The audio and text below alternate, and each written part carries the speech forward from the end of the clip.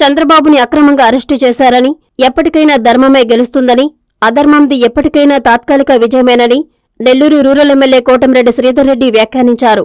ఆయన ఆరోగ్యం దృష్ట్యా బెయిల్ మంజూరు చేయడం చాలా సంతోషంగా ఉందన్నారు. చంద్రబాబుకు మధ్యంతర బెయిల్పై నెల్లూరు రూరల్ ఎమ్మెల్యే కోటంరెడ్డి మీడియాతో మాట్లాడారు. తెలుగుదేశం పార్టీ జాతీయ అధ్యక్షులు నారా చంద్రబాబు నాయుడు గారిది అక్రమ కేసు, అక్రమ అరెస్టు. కేవలం ఎన్నికలు వచ్చే వేళ ప్రజాస్వామ్య పద్ధతుల్లో తెలుగుదేశం జనసేన ఎదుర్కోలేము. ప్రజాభిప్రాయం తెలుగుదేశంకి జనసేనకి పూర్తి అనుకూలంగా ఉంది అని భావించినటువంటి అధికార పార్టీ నేతలు, ముఖ్యమంత్రి గారు దుర్మార్గంగా అక్రమ కేసు బనాయించి ఆయన అరెస్ట్ చేసిన విధానం కావచ్చు, జైల్లో వివరించిన తీరు కావచ్చు, ప్రపంచంలో ఉండే తెలుగు వాళ్ళ మొత్తం కదిలించింది.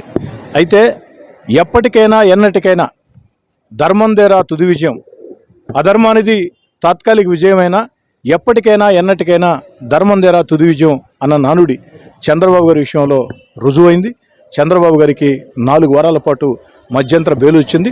వారి ఆరోగ్య కారణాలని దృష్టిలో ఉంచుకొని వారికి బెయిల్ మంజూరు చేసినందుకు చాలా సంతోషంగా ఉంది. అదేవిధంగా భవిష్యత్తులో చంద్రబాబు గారికి ప్రజల ఆశీస్సులతో, దేవుడి ఆశీస్సులతో అంతా మేలు జరగాలని చెప్పని కోరుతున్నాను.